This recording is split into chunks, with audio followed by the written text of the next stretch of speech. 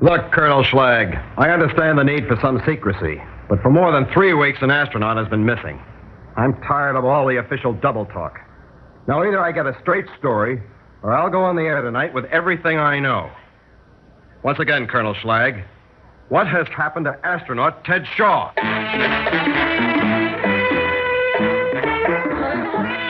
Theater 5 presents Odyssey of number 14.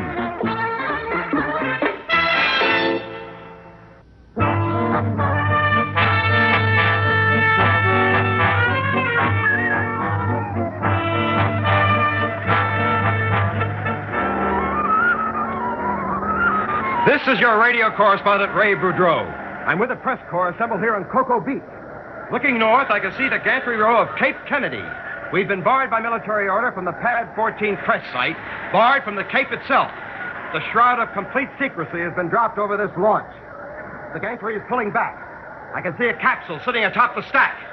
The capsule is similar in shape and size of those that have been used in previous manned orbital space flights. The rocket has stopped launching. Lift off! It's going! It's good! A beautiful shot! A beautiful shot!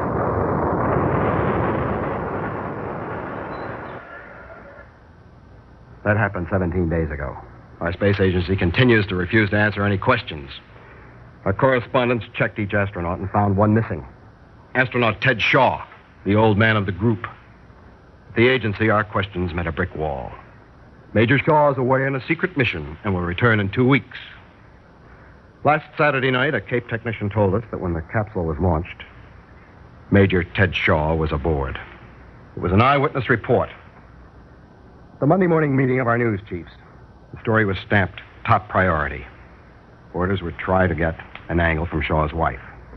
But Mrs. Roberta Bobby Shaw was away from her Houston home. The neighbors reported that Bobby Shaw was on a vacation, but actual whereabouts, unknown. Then I had a call from our permanent Cape correspondent. Hello? Oh, Frank, yeah. What? She's been down on Cocoa Beach all this time? Well, that supports the story that he was aboard the capsule. Yes, I know her. Keep a tight watch on that house. I'll be down in the next plane.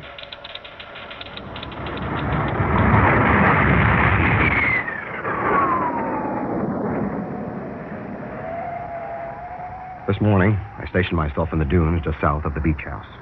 At 2 minutes to 5, Bobby Shaw left the house and walked along the water's edge toward me.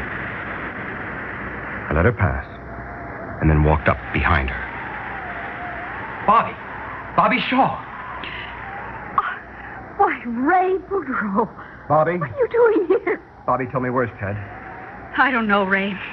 You'll have to get the story from the agency. Well, how long since you've seen him? 24 days. You don't know where he is? Honestly, Ray, I don't. It's all hush-hush. What are you doing in this place? Ted thought that there might be a lot of reporters buzzing around. So, to avoid the questions, he sent me here. Are you under any special security instructions? No, but then I don't know anything. Only that he's on a secret mission. But you haven't seen him for 24 days. Aren't you worried? I wasn't at first. But last week I began to worry when he didn't remember our day of beginning. Your what? Day of beginning. It's something very special to us. Ray, did you know that when Ted came back from Korea, he couldn't walk? No, I didn't. I guess it's something he'd rather keep out of the biography. Well, I was his physiotherapist at Walter Reed. That's where we met. Ted had been in this crash, and I'd exercise him, trying to get him to walk. He was a quiet one. You know how quiet he can be. Yes.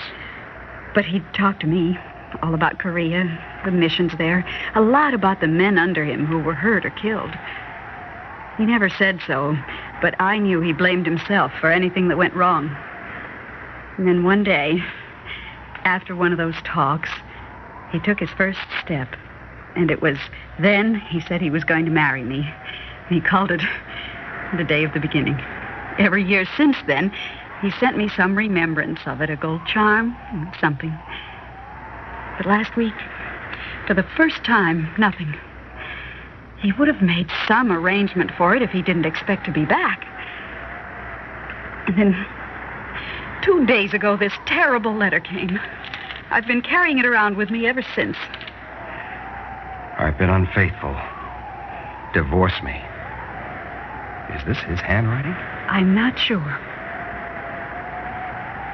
Now, Bobby, do you think he was in that capsule 17 days ago? Yes. Why? He called me about 3 o'clock that morning. He said he wanted me to be on the beach at 7 o'clock. So when I saw the shot, I knew it was his. Bobby, you must have done some guessing. What do you think was Ted's mission? The only thing that's come to my mind is that it has something to do with the Pliskin muck. Ted and I discussed it, even joked about it. That was until the Project X secrecy.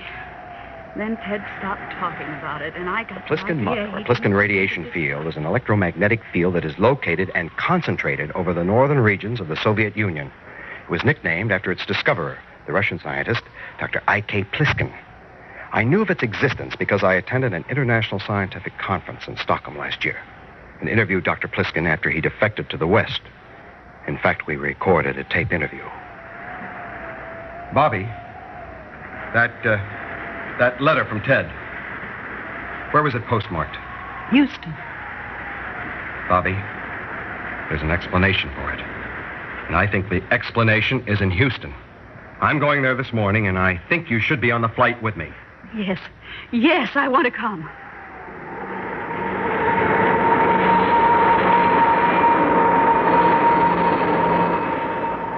Before I left Florida, I called my news desk in New York and told them what I had learned on Cocoa Beach. Also, I asked them to fly the Pliskin tape to me in Houston. When Bobby and I arrived, I didn't want her to go to her home. I didn't want her to talk to anyone, at least for the rest of the day. So she agreed to register in a Houston motel under a fictitious name. I picked the Pliskin tape off the New York flight and then called Lieutenant Colonel Thomas Schlag, the Space Agency Chief of Astronautical Operations.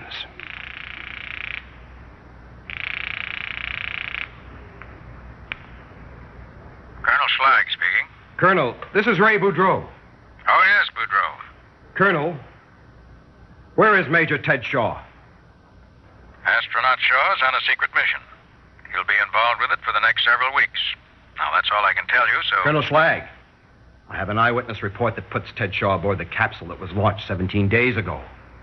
I also have a recording of Roberta Shaw, who was a very worried girl because of a letter she received from him 2 days ago. A letter to Shaw's wife? I thought she was on vacation. No longer. She's with me. A letter? Then, Colonel, I have a tape of a Dr. I.K. Pliskin.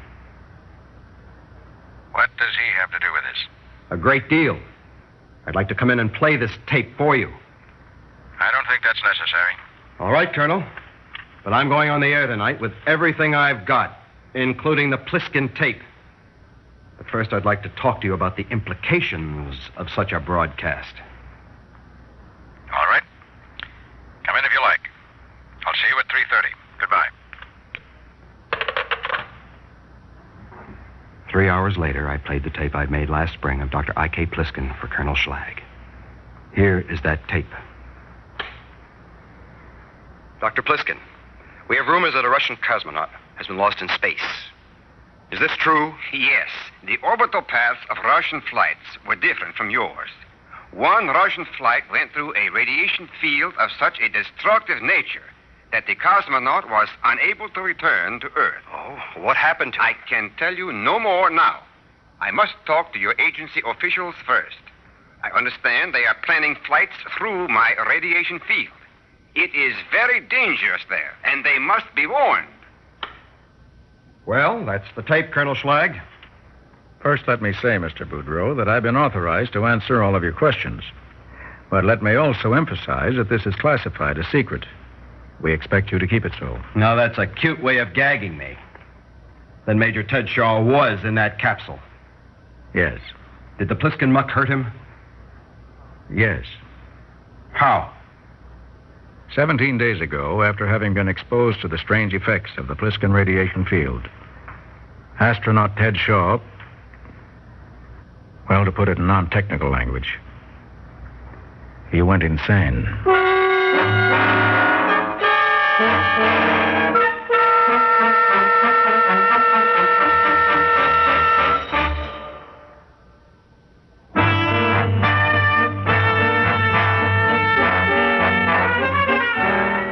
is your correspondent, Ray Boudreau. A few minutes ago, here at the Space Agency in Houston, Colonel Thomas Schlag revealed to me that 17 days ago, astronaut Ted Shaw was launched into space. His mission, to test the effect of the Pliskin radiation field. According to Colonel Schlag, this mission caused astronaut Shaw to go insane. At this point, Colonel Schlag changed the course of our conversation. He asked about the letter received 2 days ago by Major Shaw's wife and signed by the Major. Do you have that letter with you? It's here. Not a very good facsimile of his handwriting, is it? Miss Lerner, please get to Colonel Jackson. Have him come to my office as soon as possible. Now, Mr. Boudreau, it's my turn to play a tape for you. It's a recording of Major Shaw while he was in orbit. At the time of this recording, Ted was in communication with our ground station at Varkaus, Finland, and was some 12 minutes away from the Pliskin muck. This is Odyssey 14. Ted, have you switched to automatic mode yet? Say again. Odyssey 14. Go to auto mode now. Okay, switching now. Flop. 14. Read you on auto mode. Good. We have loss of signal in approximately 1 minute. At this point, he was some 11 minutes away from the Pliskin muck. Here are Ted's last words received at Varkaus, Finland. You're cutting out. Say again. Losing signal here. We will pick you up on the other side after you go through it. Good luck, 14. Good luck. I don't need luck. Everything's fine here. Everything.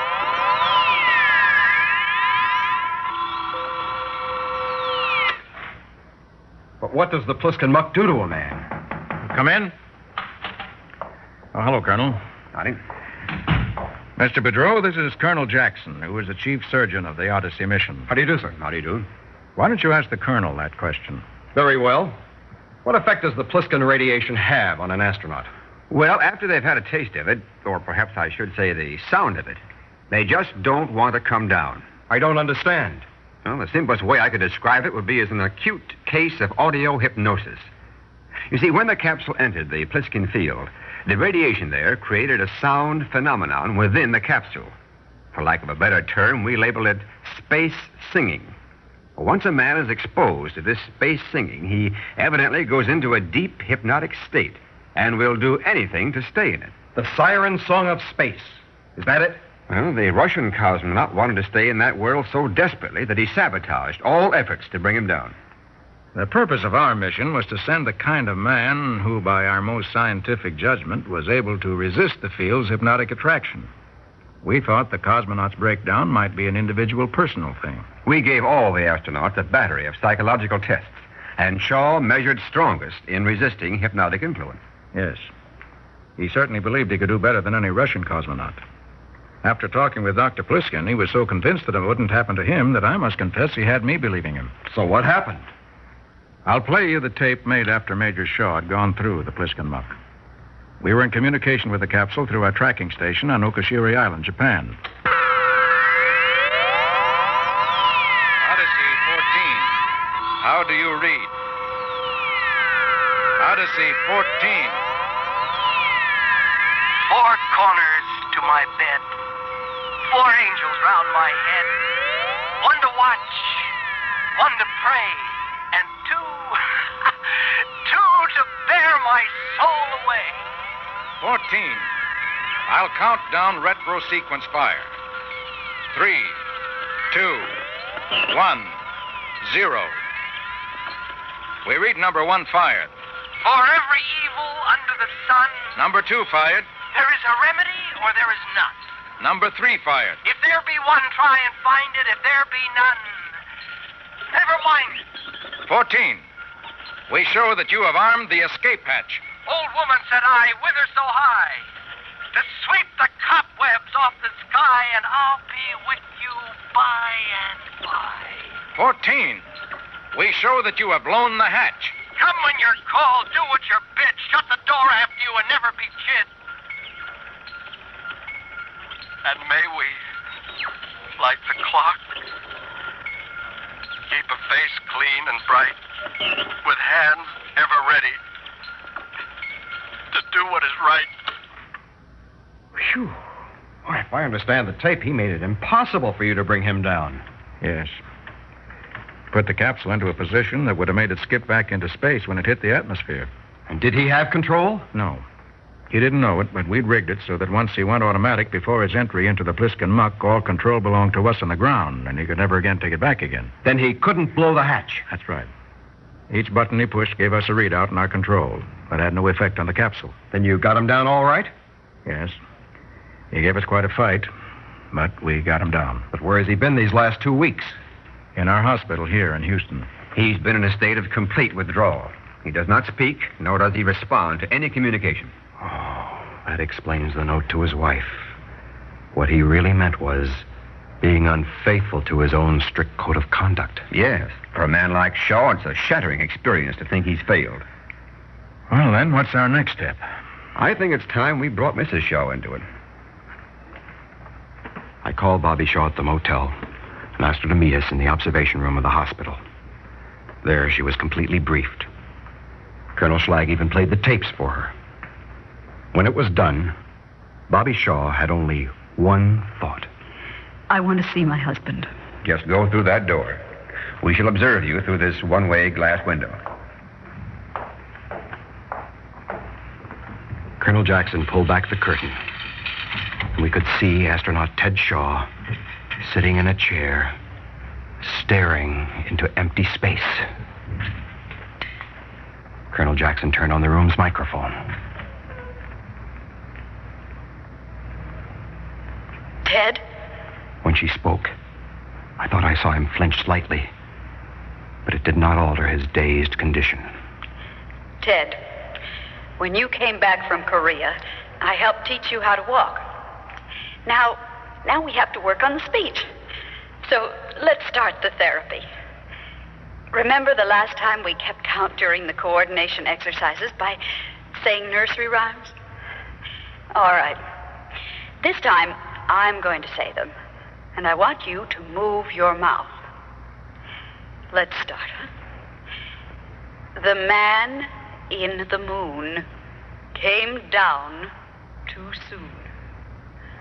She worked with him, with firmness, Make patience, the words with love. She kept at him to move his mouth, and in time to make some grunting noise in tempo with the verse. Ted.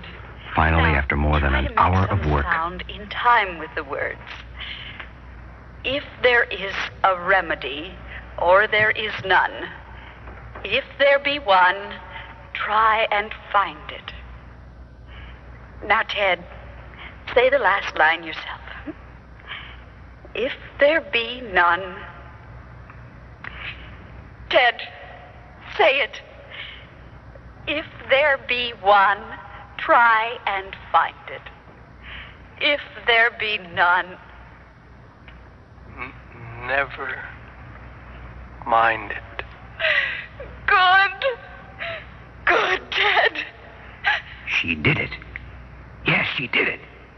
She brought him back. You're going to be all right, Ted. You're home again. You're home.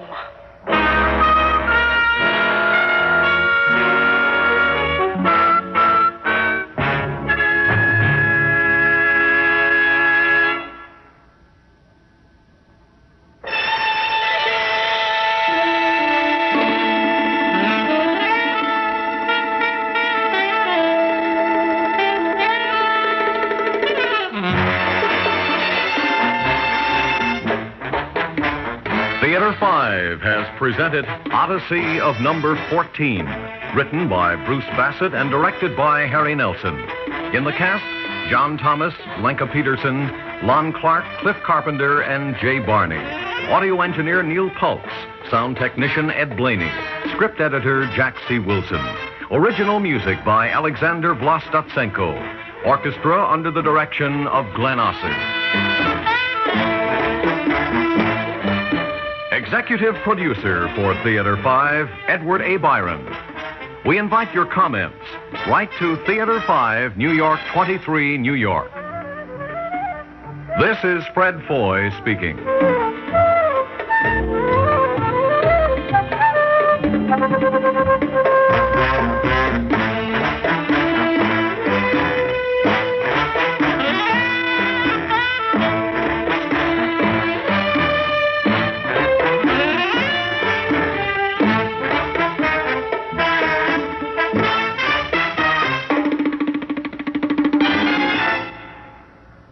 This has been an ABC Radio Network production.